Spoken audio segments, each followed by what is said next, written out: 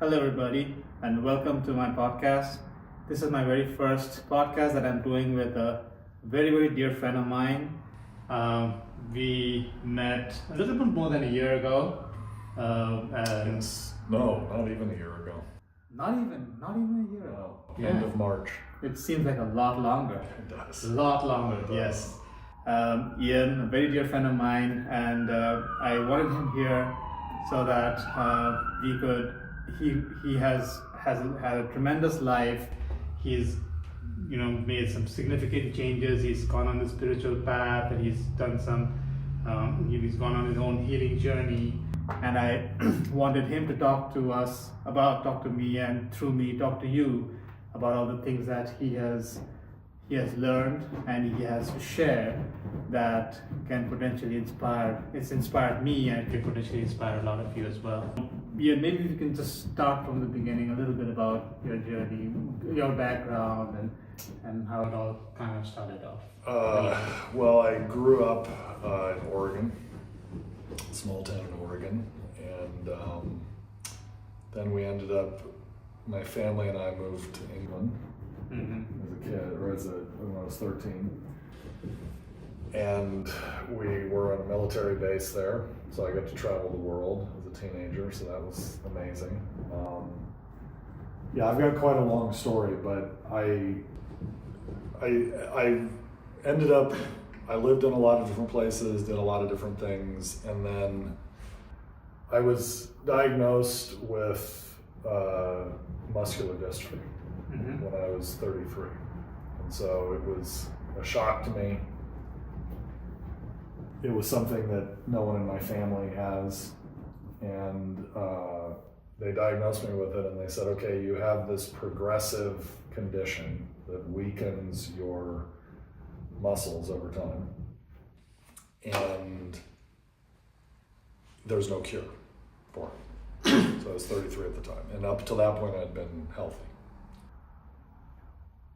An athlete, able to do kind of whatever I wanted to do physically, played a lot of sports.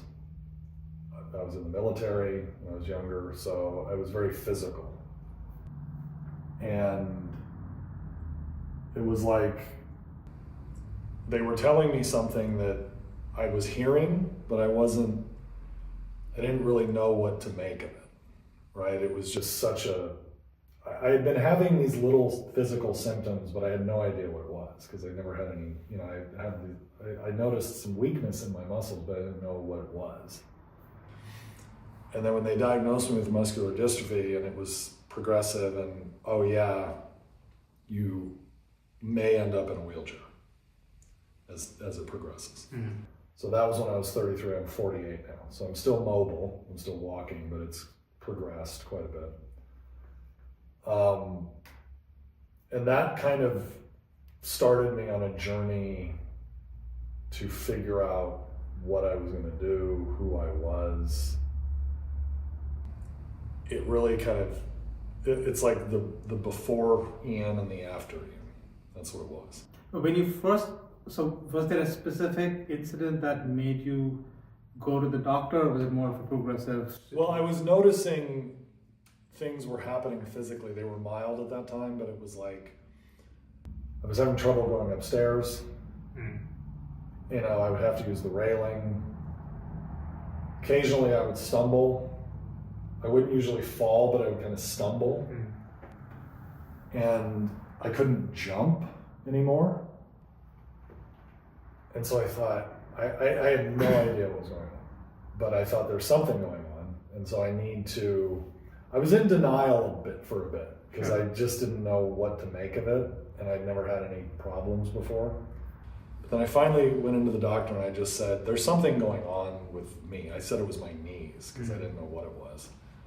And then they did some tests on me, and they diagnosed me with muscular dystrophy, which means your muscles kind of weaken over time, all your muscles for me. And so it really obviously changed my life, my perspective on life and everything, really. And through that process and that diagnosis and that challenge, I kind of have learned a lot more about myself and what's important to me. And I would have to say that ultimately in the long run, it's been a blessing, as strange as that sounds, because I wouldn't be who I am without it. And it's led me on this journey that I wouldn't have gone on otherwise. When 33-year-old Ian first heard about this, what was his reaction? Do you remember? Well, I think I was surprised, but I knew something was wrong. So there was relief because I had a diagnosis. I wasn't just guessing anymore. Right. I wasn't just wondering what was going on. And I was shocked, by that particular diagnosis. I was afraid. And I just thought, okay, I've got to figure this out, because I imagined myself not dealing with it and going down a dark path and not recovering. Right. So maybe going into alcohol or a lot of anger. And I just didn't want that. Mm-hmm. I just thought, okay, if I'm going to end up in a wheelchair someday, at one point, I don't want to be angry. I don't want to be drunk. I don't want to be lonely. Mm-hmm. I don't want to have these other things Mm-hmm. and have to deal with this. Mm-hmm. So that was really clear to me that was not going to be my path. Mm-hmm. I didn't know what was going to happen, but I just thought I'm not going to do that. Right. And did you have any specific pharmaceutical or medical intervention that you practiced at the time? Well, what they told me is there's no cure. So that really led me towards the Eastern medicine, Okay. the alternative medicine. But the Western medicine said there's no cure. We don't know, there's nothing we can do here. There's no pill you can take or surgery you can do. So that was kind of strange too, because I have this thing and there's nothing I can do. It's not like, oh, change your diet, take this pill, get this surgery. There was none of that. Mm-hmm. So there was really nowhere for me to go in terms of curing. So I thought, well, I'm going to have to figure out my path for me with this in my life, and it's going to be probably lifelong, and how that's going to affect my life and what my life's going to look like. But I wasn't really thinking about a cure because they told me there was no cure. Mm-hmm. Got it. Okay. So talk to us a little bit about when did you start searching for alternative medicine, and what did you find? What was the first thing that you saw? Well, I remember initially I went into counseling. So that was kind of my initial, I need to deal with this mentally and spiritually in some way. Went into counseling. I started going to Al-Anon meetings, which are not for alcoholics, but for family members of alcoholics, because I had family members that were alcoholics, and kind of figuring out how to deal with that, with all these things that had affected me in my childhood and what I was dealing with in the moment. And then I went into graduate school to get a master's degree to work with children. I was going to be a school counselor. And while I was in that program, somebody told me about acupuncture. And they said, they knew, I think it was someone a partner of theirs that was at the acupuncture school. They were training to be an acupuncturist. They said, you should try this out. And so I went into this school and they started to give me acupuncture. And then I remember at one point I had cupping done, which is where they do they put it on your back and they kind of seal it with heat. Okay. And it puts these marks on your back, but it's kind of taking toxins out of your body. And I just became interested in those things because I thought it made me feel better. And it was outside of the Western norm. So it was interesting to learn about. And then what I remember specifically, once I started going to that school, I met someone that was a Buddhist. Okay. And his energy was so calm and so centered and so, I just felt like he knew something that I didn't know about life. You know, you could just, it wasn't necessarily said, it was his energy. And I actually, his name was Scott, but I actually nicknamed him Buddha. I would call him Buddha. And he was a Caucasian man, and just his energy was just very interesting to me. And I thought, I need to know more about that, whatever that is. He wasn't trying to convert me, but it was just his energy was very strong to me. And that kind of led me down the path of Eastern spirituality and Buddhism and, you know, acupuncture. And I had started with the acupuncture, but it just led me down another path, meeting him. So were you actively looking for a cure at this point, or did you accept that this is what you have to live with for the rest of your life and you were just looking to feel Well, better? I think I accepted that it was what I was dealing with, and I was probably going to be dealing with it, but I was looking for a way to deal with my emotions and with my mind. What were you feeling at that time? What were your emotions that you were trying to deal with? Well, just the idea of I'm not going to be able to do a lot of the things that I'm used to being able to do. And I'm a pretty young man at that point. I'm in my mid-30s, you know, and I wanted my life to have meaning. You know, I wanted to feel like, because what I realized is my mortality became very clear to me at that point, at that age. At a young age. Right. So it's like, I knew that I was going to die. At that time, when like young men feel they're invincible. Right. And you felt that. And I did feel that up until that point. Right. And my condition is not considered terminal. So it's not, I'm not supposed to die from the condition, but I just became very aware that life doesn't go on forever. And you need to do the things you want to do now. If you have, you know, if you can move forward in life, I became very aware of that at that point, that I have to, whatever I want to do, I need to do. Okay. So how did that progress? So you met this Buddhist friend of yours, and then I know you told me about a Buddhist teacher that you started working with, right? So yeah, so this is a different person, but so I finished my master's program, and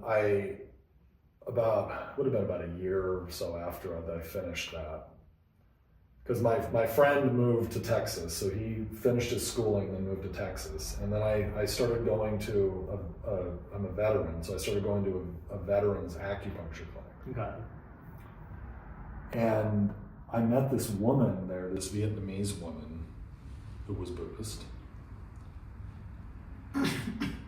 and she treated me once. And then she said, I want you to come into my office, because she was just doing the veteran clinic as like for volunteer purposes to work with veterans. And then she had her own office. She said, I want you to come into my office and work with me. And so I went into her office, and she told me that she could help me. And she said, you have a lot of anger, because she had checked my pulses. And she called them the Chinese pulses, so they're different from Western pulses, right? And she said, you have a lot of anger and you have to let go of that. Wow. And this was after one time of working with me. Wow. And I thought, okay, that's interesting that she's able to sense that. And I just felt that she was going to be able to help me. And so what ended up happening is I worked with her very closely for 3.5 years, and she did the acupuncture, the cupping, the massage, all these things. It was just very intense. So I would go in 2-3 times a week. At a certain point, I started going to her Buddhist temple with her. She's Vietnamese, so it was like all in Vietnamese. So I didn't understand the language, but it was there. I realized there's a universal energy that we all share. Whether you speak the same language, or you're from the same culture, right, or you're the same age, because she was a much older woman. But we understood each other. Mm-hmm. And so it changed my life in so many ways, but I just, observing her and seeing she was dedicated to her work and to helping people, and she didn't care much about materialism at all, really, or the things that people care about. And I thought, that's a path that I would like to walk down. Yeah, that I would like to have more of that in my life, as much as I can. Is this around the time that you got introduced to Dr. Joe's meditations? Or No, this was well before. Okay. Yeah, so this was when I was living in Portland, and I moved to Los Angeles in 2018. Okay. So she stayed in Portland, and I moved to LA, and I started some businesses with a friend of mine. And it was funny because when I came to LA, I got away from the spiritual path, right? Came to LA, I'm making money, I'm doing these things, and I did that for about 3 years after I moved to LA. And then I realized, like, I want to go back to that. So did you see any significant shifts in you while you were with the Buddhist teacher? Well, definitely, yeah. I think I just was very at ease. Okay. It was very peaceful. My life was very clear to me. My path was very clear. So when you talk about trying, did I worry about a cure? She told me that I could heal. Mm. So I was very focused on that. Mm. And I was very committed to the work. And so, yeah, I mean, it changed my entire life, really, but it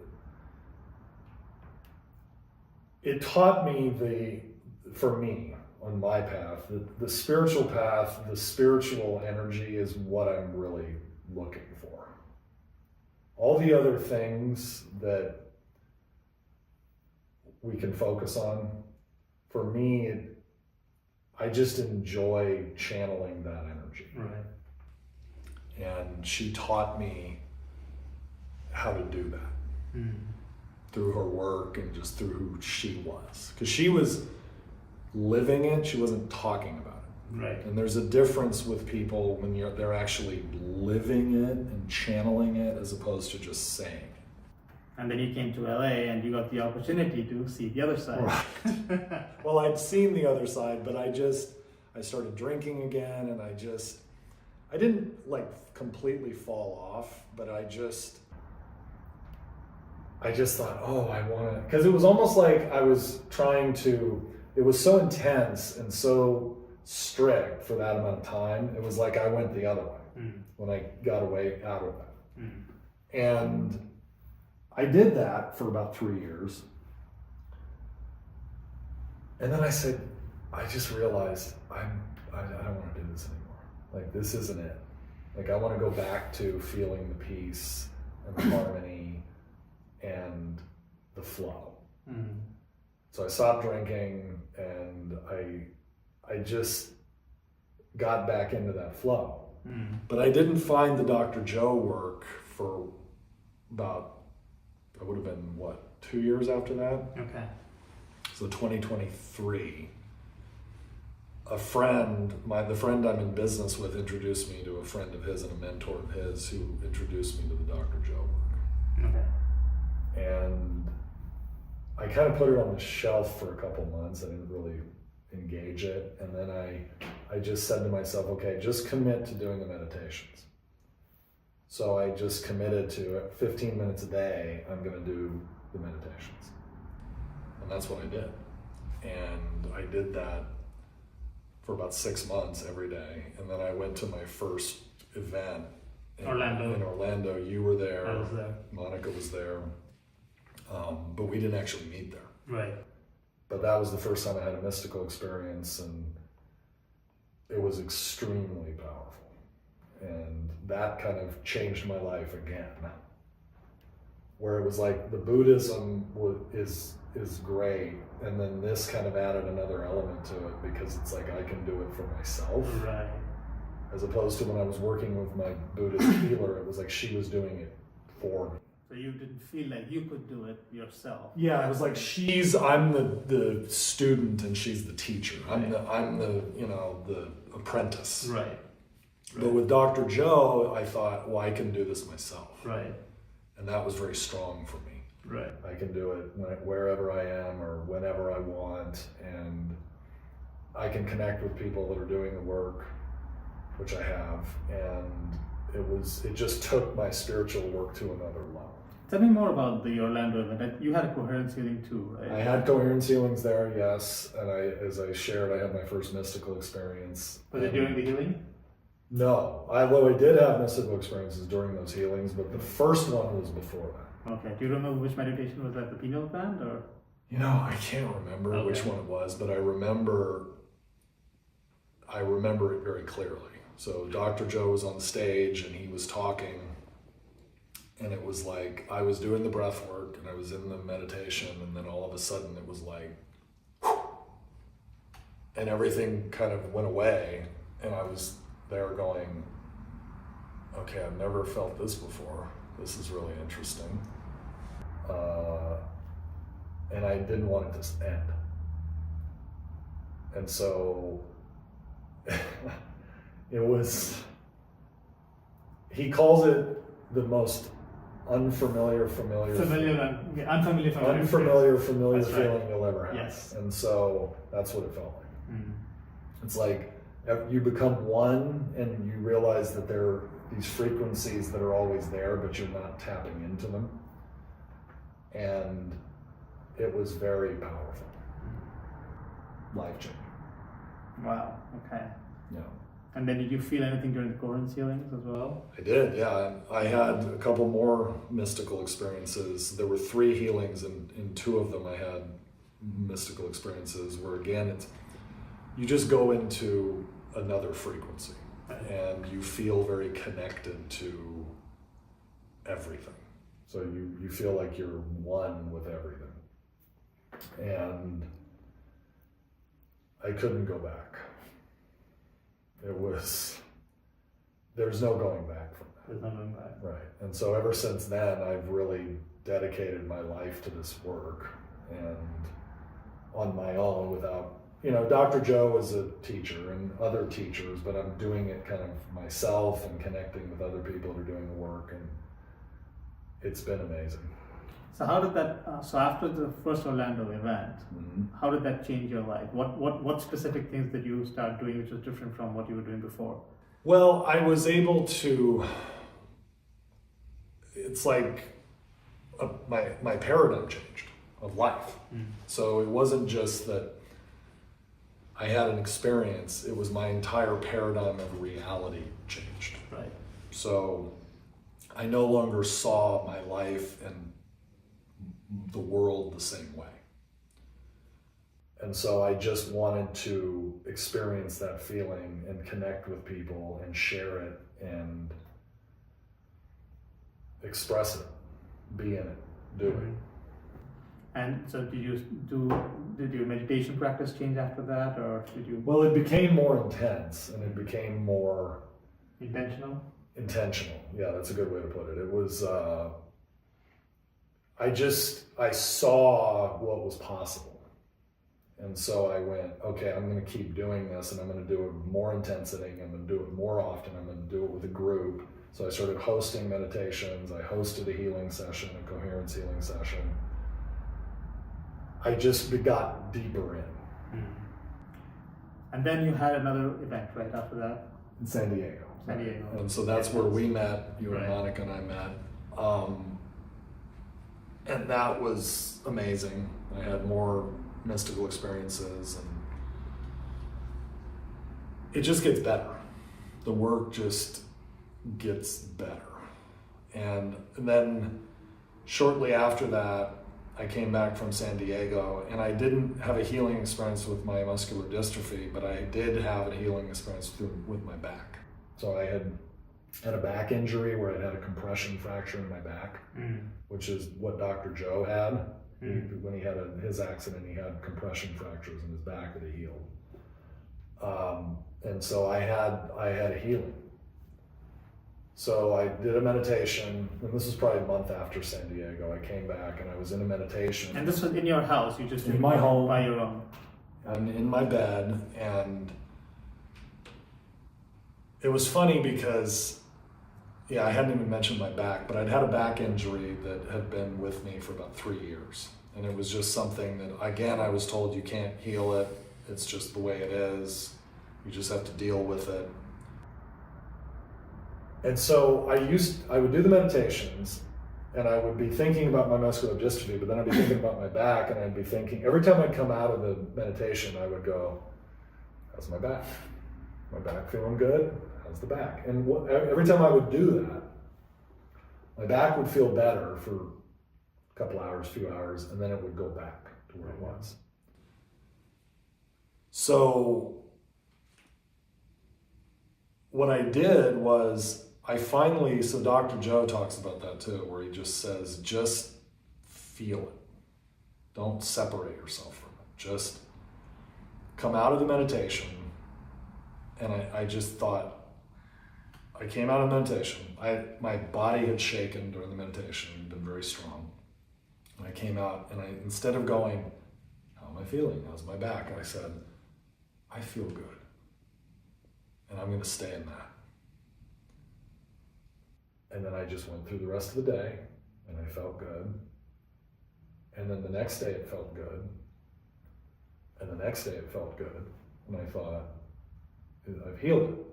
I've healed my back.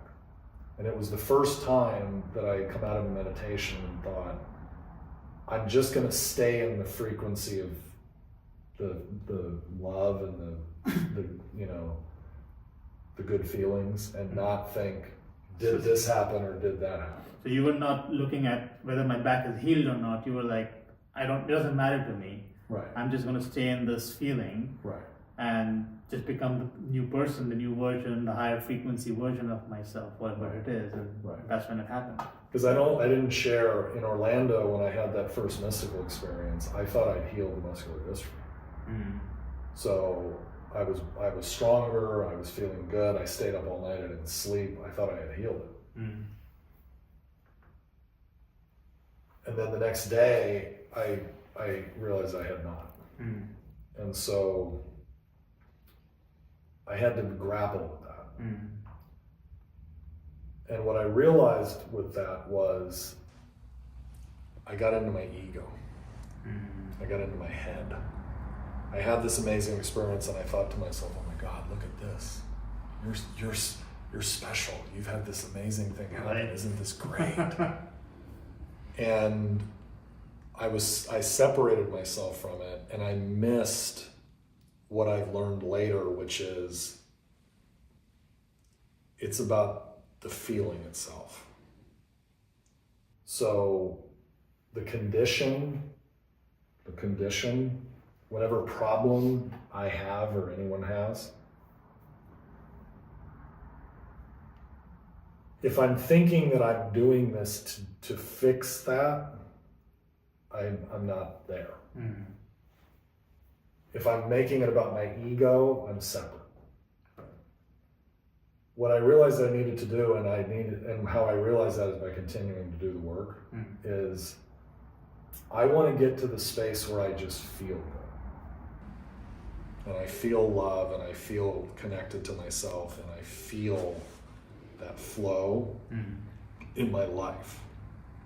And I'm not fixating on the muscular dystrophy, my back, this person said that, this person did this. and I'm just flowing as often as possible. Mm-hmm. And when I focus on that, then everything comes. Mm-hmm. But I have to continue to do the work because I forget. Right. So, because after I had the healing streams in my back, I put a video up on YouTube, and I got a lot of feedback from that.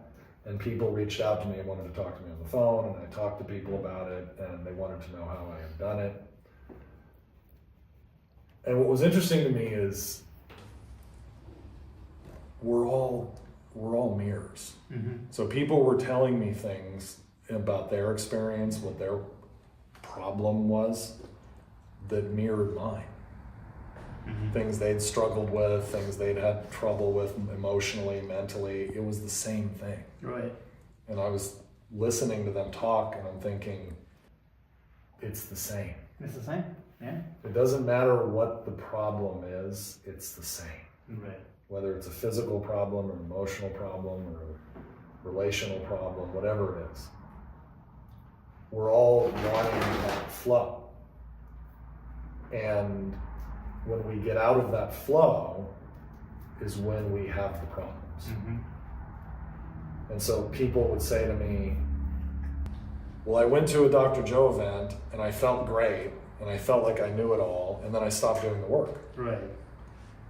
Or I had a friend that was going through a tough time in his personal life, and he stopped doing the work. Mm-hmm. And that's when you forget. Like I said, when I left Portland, came to LA, I got out of it, and then I was out of it. Right. So I had to come back into it. So what I realized about the work is lifelong. There is no point you reach or I reach where I know it. Right. The purpose is to do it and to have those experiences. Right. And what I've learned that's so interesting about it for me is I know I'm going to do it again. Mm. So if I have a meditation today and it's not like the other meditations, or I don't have a mystical experience, or I don't have a healing experience, I know I'm going to do another one tomorrow. So I'm relaxed. Right. Because I'm going to do it again. Right. And so I don't attach myself anymore as much to what's going to happen. I just do it. So how is and I think you alluded to this a little bit from what you just said, but from Orlando to San Diego, how has from then till now, San Diego was in April, so it's been like 8-9 months, right? So 7 months. How has your meditation practice evolved? Well, I'm able, I experimented with different times of the day, and now I'm doing it very early in the morning. Mm-hmm. So I started doing it at 4 a.m. and then I did that for a bit, and now I'm doing it at 3:30 a.m. Mm-hmm. It's just the work doesn't end. Yeah. And so, I was going to do an in-person coherence healing session in my home, right where we are now. We're in my home. Yeah. And then we had the fires in LA. So I'm located in LA. So we had those fires. They're still ongoing. But that will happen at some point. We'll do the in-person healing sessions. And so I just want to keep doing the work and keep evolving the work and keep enjoying the work. In terms of, you mentioned that your perspective on reality has shifted, right, since you started doing the work. Mm-hmm. And I know you and I have talked a lot about this. And do you feel that your thoughts, and how do you feel that your thoughts and feelings and your state of being influences your reality around you? Well, what I've found is, in my experience, that if I'm channeling the energy, people understand it. Okay. Whether they're in it or not in it. And so what I've been feeling by doing this work is I just want to channel my energy, and I want to channel truth. So when I'm channeling truth and I'm channeling my frequency, there's no resistance. It just flows.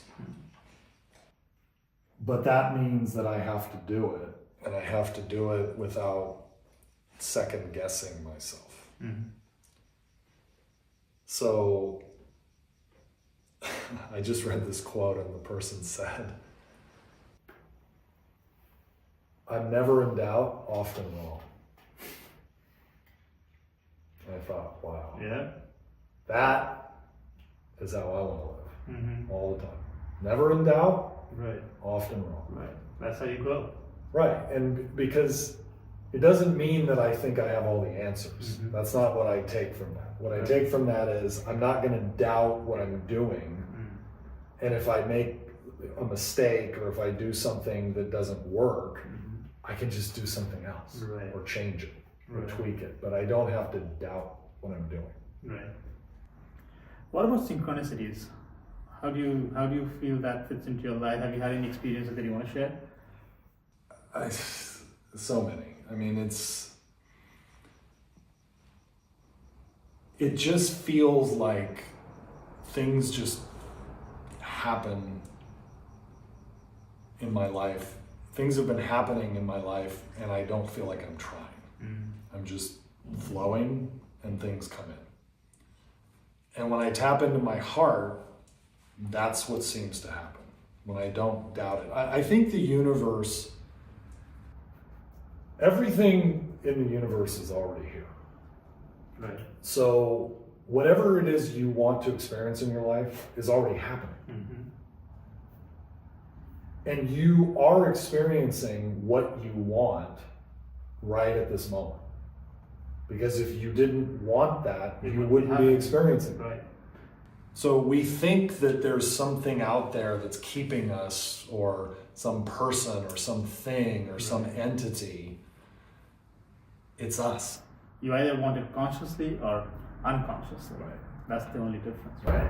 Right. And so we're experiencing what we want right now. Mm-hmm. Yeah. Whether we like it or don't like it, but it's a constant flow. Mm. And so another thing I heard was everything happens for me, not to me. Right. Or everything works out for me. Mm-hmm. Because it does, if you perceive it that way. So when you talk about the paradigm shift and how reality changed for me, I can look at my condition, my muscular dystrophy, as the worst thing that ever happened to me or the best thing. That's a perception. Mm-hmm. That's my reality is going to be determined by my perception. Right. So what happens inside of me is what happens inside of me. Mm-hmm. So whatever's outside of me is outside. And that's it. So if I feel good, I feel good. And that's good for the universe. Right. If I feel bad, I feel bad. And I can say, well, that's bad for the universe, but that's just what it is. Right. Because as I said before, everything's always happening all the time. Right. So it's just this just came to me, like with different frequencies. Mm-hmm. The paradigm shift is the frequency's already there. Right. So I talked about the mystical experiences. That's always there. But I have to tap in. Mm-hmm. Just like any other experience that you want is already It's there. already there. There's nothing that's not already there. If you can dream it, it exists. That's correct. If you can think it, it exists. That's right. Right. And someone, somewhere in the world, is experiencing it right now. Right. So what I feel like when you mention synchronicities is I feel like by channeling the energy, I just bring that closer. And I'm telling the universe that I'm ready to receive. Right. And then it comes. Right. It's already there. I'm just not. And that's another experience I've had with the work is the blocks. Mm-hmm. Yes. I remove the blocks Yes. that sometimes I'm aware of and sometimes I'm not. and I just take things away. Or I don't take things away. I do and I don't, right? It's like I'm doing the work, and then the blocks are being removed. And then the flow gets stronger. And so, because all of us have different things that we are challenged by. Right, absolutely. And so, my blocks are not your blocks. Right. But they are. Right? Right, yes. Because it's the same thing. Same thing, yeah. And that's been very interesting to think of. It's the same energy. It's just a different channel or a different frequency, but it's the same thing. And could you elaborate on any specific block and how you were able to overcome it, and how did it come to you through the meditation process? Well, I think what I realized is the ego was big. So like channeling things through my ego, right, instead of my soul. I realized that when I channel through my ego, it's always insufficient because the ego is insatiable. I think the soul is insatiable too, but the soul is oneness. The ego is me. Separation. Yes. So whenever I channel things through my ego, even if I get what it is that I'm wanting, it's not enough. It's never the same as when I just connect to the source. Right. And so I just want to go back to the source over and over and over and just keep tapping into that. And the more that I do that, the better that I feel. And it seems like the easier my life becomes without me trying. Right. And this came to me, in my perception, the ego is almost like a mirror of the past. And it's trying to protect you. It's always, that's the reason it's separation. It's because it's trying to keep you protected from what it considers external. Right. Whereas the soul there is no protection, there is no boundary. We're all one. It just wants to connect. Right. And through the heart, through the frequency of love, that's what we learn through the meditation. When we've connected, when you've had mystical experiences, I'm sure it was the heart that opened up and you've experienced all that oneness, right? So that's where, as men especially, and we have those conversations too, we are always programmed biologically and even socially to be in our egos. Right? And I think for me, and I think what you said for you too, that overcoming the ego and going beyond and telling your ego, you're safe, it's okay. You don't. I hear you. I'm not going to invalidate what you're saying. I don't want to fight you, but I hear what you're saying.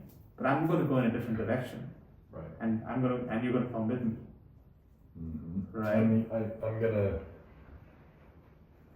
Yeah, it's like the ego is the child, right, and the soul is the adult. I agree. That's exactly how I look at it too. It's the ego is going, hey, what about me? And there's fear and doubt and blame and guilt and shame. And then the adult says, it's fine. Everything's fine. You're good. You don't need to worry about that. Right. But you have to remind yourself over and over and Yeah. over again. It's like the things that were big deals for us when we were in kindergarten, and you go to your parents and you say that this happened to me in school, and the parents are like, it's okay, you're good. Right. It doesn't matter. Right. Doesn't matter what Kelly said to you. It's fine, right? But for you, it was a huge deal. That's how the ego is. That's fantastic. I love that. Love that analogy. Yeah, I feel this very same way. So fascinating. Thank you. So what about? So somebody's listening to this podcast and they have a similar situation and they're starting out on this journey. What would be your advice to them based on your experience? I think I would say a couple things. One is just commit. Just commit. So whatever, for me, my commitment was I'm going to meditate every day. I didn't commit to a certain amount of time. I didn't say I'm going to do this particular meditation. I just said I'm going to commit to this. Mm. Because that's what I've found where you get the greatest changes. Because it becomes initiated. Mm. It becomes part of you. But there's always going to be that part where you, and here's the thing, you're not always going to feel like doing it. Right. That's what people have to understand. Whatever you're doing, even if you love it, you're not always going to be in the mood to do it. Mm-hmm. But I've found that those can be even better meditations when I'm not in the mood. Because then I'm training myself that I can do it. And you're overcoming even more. Right. Yeah. And so it's even stronger when you're able to push beyond that. Because I think a lot of people get stuck in, but I don't feel like it. I'm not in the mood. I'm having a hard time. You know, whatever it is, and then they don't do it. Right. And the other thing I would say is, it's up to you. Mm-hmm. So the biggest level up in my life has come from, I'm responsible. 100%. For everything I have, everything I don't have, I'm responsible. So that ties into the commitment, but it's up to you. If you don't do it, you don't do it. Right. And you don't have those experiences. And so that's how I look at what I do now. It's not good or bad. It's just, if I don't do it, I don't have that experience. Right. Right. That's it. Nobody's going to tell you you have to do it. You don't need to feel badly about it. You're just not going to have that experience. Right. So you won't get that. Right. And if you would like to have that experience, you should commit to it. Right. While also being willing to go into the unknown. Because if you try to control it, you're separate. Yes. So I've had to learn that lesson too. Just do it and don't try to control it. Just do it. Because then the unknown for me is almost always better than the known. Because it's what I don't expect.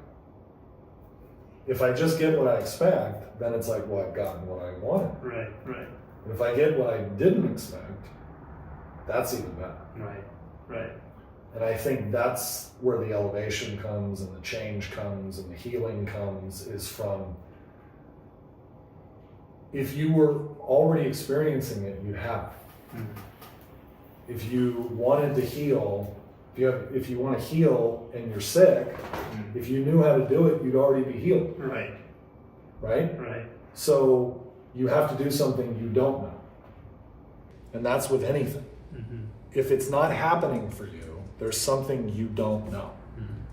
And that's okay. But if you go, oh, how come I don't know this? What's wrong with me? Right. I'm a bad person. And you just get into this loop. That's what the work does. The work short circuits the loop, the mental loop. Over and over and over. Why is this happening? What's going on? Why am I dealing with this? The work cuts that out. Right. And you go, doesn't matter. You talked about, you mentioned control and surrender. Did you have challenges about letting go of control and becoming comfortable with surrender and trusting the unknown? Absolutely. Yeah, I think that is what the spiritual work is all about, is letting go of that. Because that's the soul. Right. The soul is one. The spirit is all-knowing. The ego is separate. And the ego wants this, that, and the other. And wants to control. Yes. But then that's the known.